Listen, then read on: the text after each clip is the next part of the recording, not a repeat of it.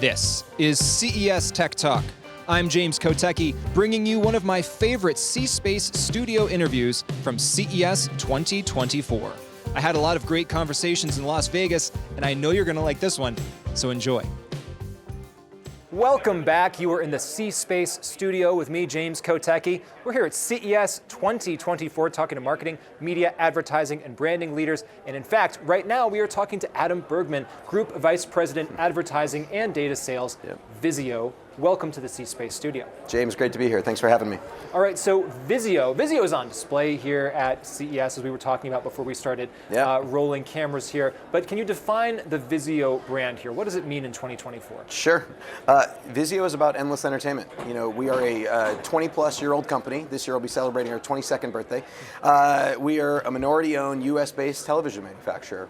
We create televisions and soundbars, and as I mentioned, endless entertainment. Our job is to put incredible technology, easy-to-use experiences in front of millions of households that rely on us every single day to get their content, whether that's streaming, whether that's film, television, live sports. They rely on our products every single day. Yeah. And so for us, it's about maintaining that relationship with our customers, constantly pushing ourselves to innovate and deliver great products. And we're customers too. We're huge fans of television and the home theater experience. So this year is about continuing that tradition.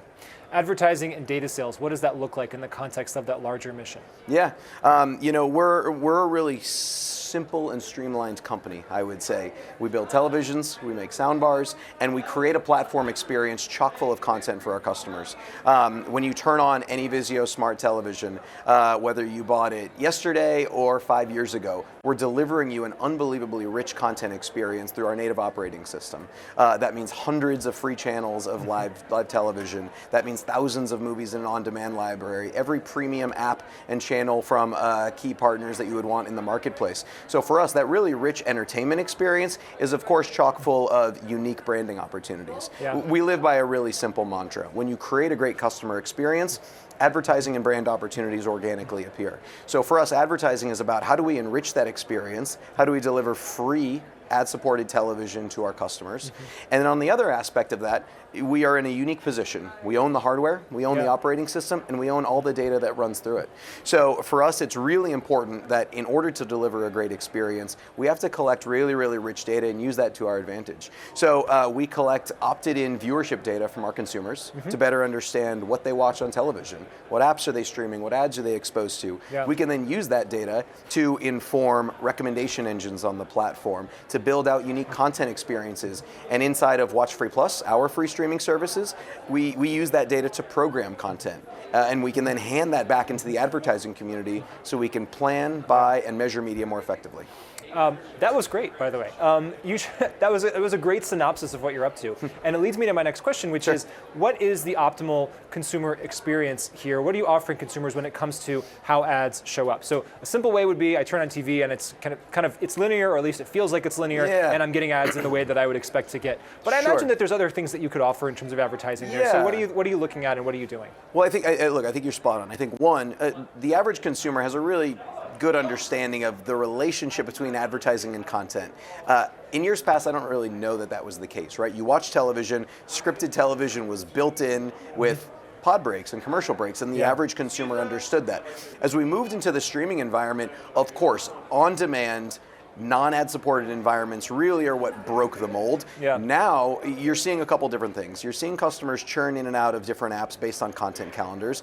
In this past year especially, you've seen maybe some more downward pressure on wallet, right? How much someone is spending on entertainment on a monthly basis. So with that comes the rise of ad-supported, right? So whether that's ad-supported live, whether that's ad-supported on demand, it's really about fair value exchange. So again, when you buy a Vizio smart television at any one of our great retail partners, out of the box, you are chock full of endless entertainment, as I mentioned, apps, channels, movies, etc. So I think there's a fair value exchange in there to say this relevant advertising is going to support this free content experience. For all intents and purposes, I'm providing you a free cable service out of the box.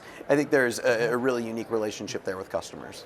And how are you using AI to think about optimizing this? I mean, everybody's talking about AI here. We're at CES 2024. I can't not ask you about that. Yeah, certainly. So what does that mean in your context? Yeah, I mean, look, You're absolutely right. I think AI has gotten a lot of attention in this space, and rightfully so. I think as a digitally native company, in a lot of ways, we're always thinking about what are the technological advancements that can help us think in a more unique way for our customers. For us, look, AI is an umbrella where there's a lot of different technical capacities underneath it. What I would say is we use technologies like AI, like machine learning, to constantly better understand what our customers are interested in. We say constantly, our consumers vote with their behavior. Yeah. My owned and operated data set is television viewership, as I mentioned. What shows did you watch? What channels are you viewing? What apps, what ads did you see? Consumers vote with their behavior. When 5, 6, 7 million televisions are telling me that they like to watch food and garden and travel content, well, I can then use that information, then turn around and program a recommendation engine or hand them a 24/7 live channel that gives them that content right back to them. So for us, whether it's AI or otherwise, there's a lot of little technical use cases in there for how do we make this experience feel personable and feel really specific to that customer. Do you think there are kind of pockets of really extraordinary value that are still yet to be found? So we've been talking about AI for years, we've been talking about data for years, right? Yeah. Obviously it's coming into its own now in ways that people are really excited about. Sure. But I mean, it sounds like your answer is yes, but I'll just finish the question, which is, are there things, we talk about optimizing, are we talking about a couple percentage points, or are we talking about, oh my gosh, this has discovered some insight that's totally counterintuitive. I, as a human, never would have uncovered this. Yeah. Thanks to this data, now I can optimize in ways that really are unprecedented. You're hitting the nail on the head, and yes, the answer is enthusiastically yes. Yeah. I would put it in two separate categories, right? One, streaming video. 15s, 30s, 60s, right? Akin to television. What advertisers are finding with partners like us, and especially those like us with a really unique data set, is the amount of incremental exposure they can deliver to a customer base. We have some fascinating tools that even the largest brands in the world are leveraging to understand, wow, I am really underexposing this massive footprint of smart televisions. And so, one, they're using our tools to better optimize their video spend as an advertiser and to be more specific, right? So they can now maintain a reach frequency story across broadcast, into streaming, and into digital devices in the home. On the other side, you talked a little bit about what is 2024 about. For us, the home screen experience. Last year, we delivered a new UI and new home screen experience to our customers, and we also completely rebuilt our operating system from the ground up to deliver faster, more responsive streaming.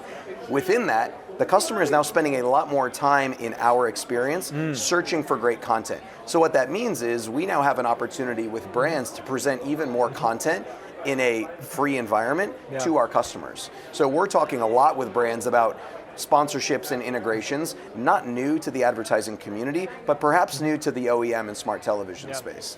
And if we step back, one kind of macro story of this space is companies you might not have thought of being content companies becoming content companies. Yeah. Are you creating original content? Are you thinking about that? Is that on the radar? Yeah, it's a great question. So last year we launched the Vizio branded content studio, where we are specifically working with brands to underwrite content. This past holiday season, we worked with one of the market's largest retailers in the Home Depot and produced a show in conjunction with Jordan Sparks as the talent, where we produced 4 to 5 episodes of really engaging holiday content, how to decorate your home, surprise decorations, DIY tips, and it was an unbelievably engaging experience. For us, that is what content generation is about today. How do we think about how brands can be a part of the experience?